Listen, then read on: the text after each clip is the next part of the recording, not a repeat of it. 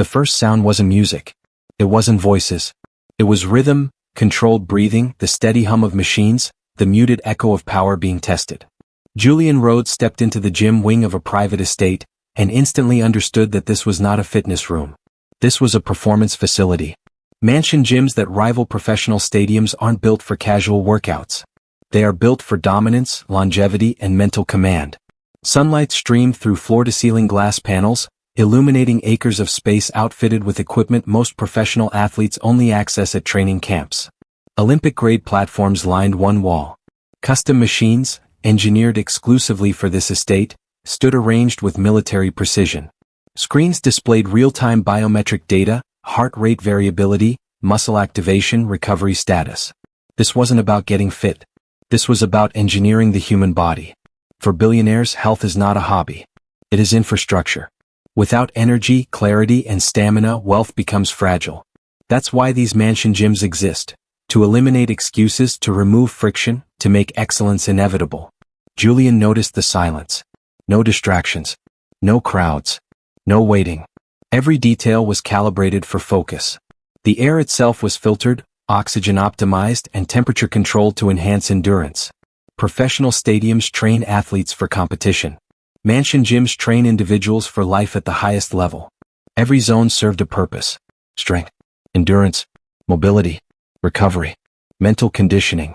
Even the lighting shifted subtly depending on the training phase, guiding circadian rhythm and focus without conscious awareness. This was luxury that worked on you, not for you. Julian recalled how most people think wealth leads to comfort and rest. But the truly elite understand something deeper. Success demands maintenance of the body and mind. These gyms are not symbols of vanity. They are declarations of commitment. A billionaire who neglects health risks losing everything. A billionaire who prioritizes it compounds advantage. As Julian gripped the barbell, feeling the knurling bite into his palms, he realized the first truth of mansion gyms that rival professional stadiums. These spaces are not built to motivate. They are built to remove the option of weakness. Midday brought activity but never chaos.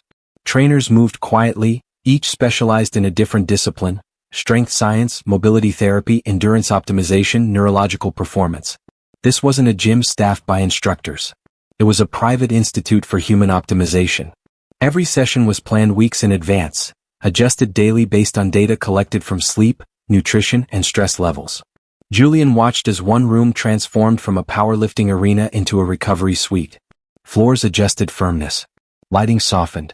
Machines retracted into walls. Hydrotherapy pools emerged from beneath stone panels. Cold plunge, infrared sauna, compression therapy, all within steps of the training zone. This seamless transition between exertion and recovery is what separates amateur fitness from elite performance living. The equipment itself told another story. Some machines didn't exist anywhere else in the world. Designed in collaboration with engineers and sports scientists, they targeted muscle groups with surgical precision. Resistance adapted dynamically. Movement patterns were analyzed in real time. The gym learned the user, improving efficiency with every session. This wasn't exercise, it was data-driven evolution. In professional stadiums, athletes train for seasons. In these mansion gyms, owners train for decades. Longevity is the goal. Strength without injury. Power without burnout. These spaces prioritize sustainability over spectacle.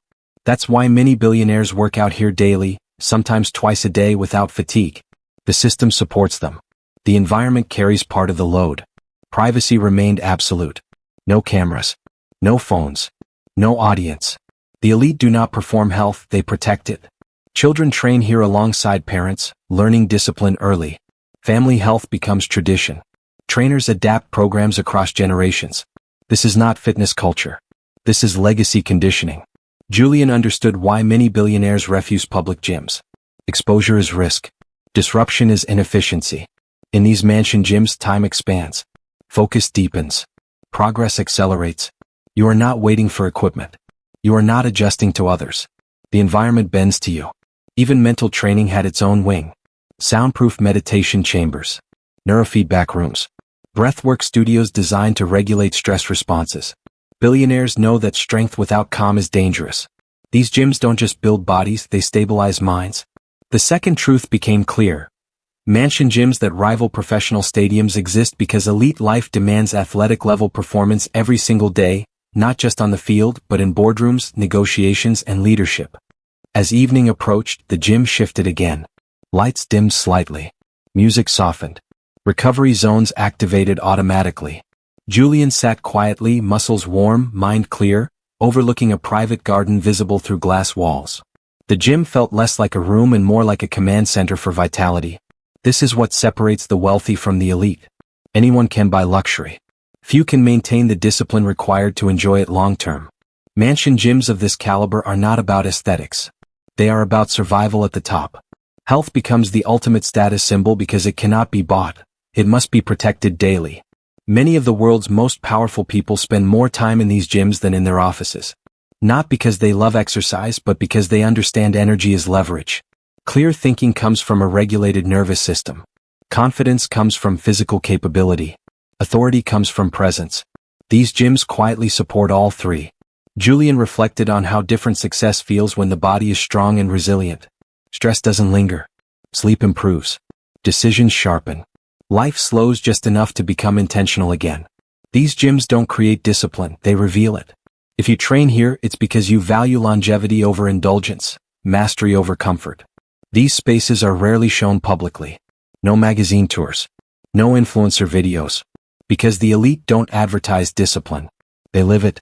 The gym remains hidden, protected, evolving with its owners. Equipment upgrades. Science advances. Programs refine. The commitment never ends. As Julian exited the gym wing, the doors closing silently behind him, he understood the final truth. Mansion gyms that rival professional stadiums are not luxuries. They are foundations.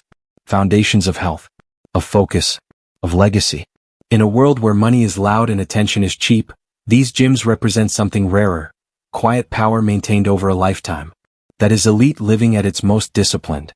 That is health as infrastructure. And that is why the world's most powerful individuals train behind closed doors, in gyms built not to impress, but to endure.